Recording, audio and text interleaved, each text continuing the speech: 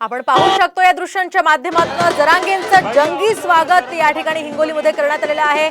फुलांची उधळण करत आणि या ठिकाणी जेसीबीच्या माध्यमातून त्यांच्यावर फुलांची उधळण करण्यात येते। सध्याची ही थेट दृश्य आपण हिंगोलीतली पाहतोय। हिंगोलीमध्ये सध्या मनोज जरांगे हे दाखल झालेले आहेत आणि त्यांचं हे जोरदार स्वागत सगळ्या या मराठा समाजाकडून केलं जात आहे।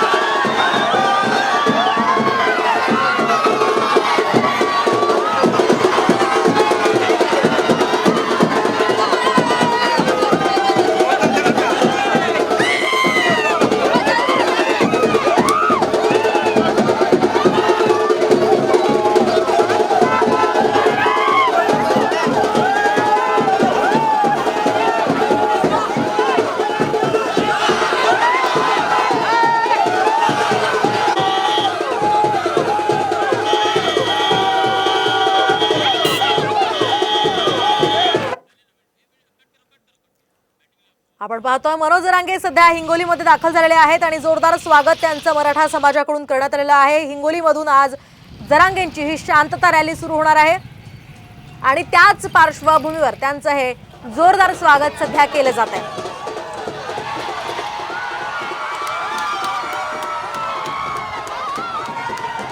आपण हा जनसागर पाहतोय सध्या जरांगेंसाठी आलेला। त्यांची एक झलक पाहण्यासाठी हे सगळे कार्यकर्ते गर्दी करतायत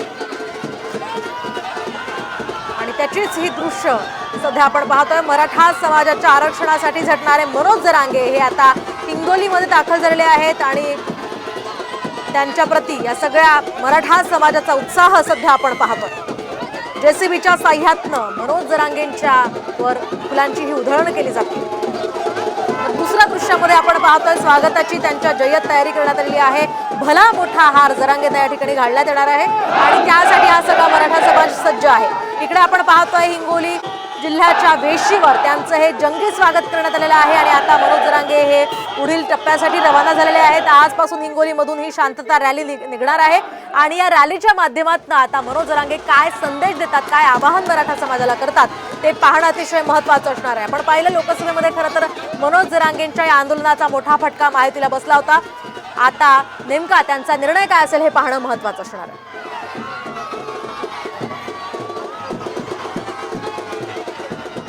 पाटील हे आजपासून 8 दिवस मराठवाड्याच्या दौऱ्यावर आहेत। आज हिंगोलीमध्ये त्यांची शांतता रॅली सुरू होणार आहे। त्यानंतर परभणी, नांदेड, लातूर, धाराशिव, बीड, जालना आणि संभाजीनगर असा त्यांचा प्रवास असणार आहे।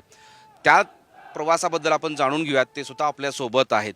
ही शांतता रॅली अत्यंत महत्त्वाची मराठा आरक्षणासाठी राहणार आहे। जनजागृती रॅली ही मराठा समाजाच्या आरक्षणासाठी अत्यंत महत्त्वाची, कारण 13 तारखेपर्यंत सरकारने वेळ घेतलेला आहे। आपण 1 महिन्यात त्यांना वेळ दिला आहे, म्हणून सगळ्या जिल्ह्यातल्या मराठ्यांनी घराघरातून मायमावल्यांसह सगळ्यांनी मातामावल्यासह घराच्या बाहेर पडा। जिथं तुमचं ठिकाण असेल, जिथं तुमचं जिल्ह्याची वेळ ठरलेली असेल, त्यावेळेस त्या जिल्ह्यात ज्या तारखेला आहे त्या तारखेला ताकदीनं बाहेर पडा। आपल्याला आपल्या लेकराला जातीला न्याय द्यायचा। मला संरक्षण दिलंय काय नाही दिलंय काय, मी मरायला भेट नाही, भेट असतो तर मागच घरी गेलो असतो। मी भेट नाही आहे, पण ह्यो मात्र छगन भुजबळ डावं घडून आणू शकतो। सरकारनं त्याच्यावर बारकाईने लक्ष ठेवावं। परत तो अंग झटकून टाकीत असतो, मग हे नाहीत तो त्याच्याशिवाय हे होऊ शकत नाही।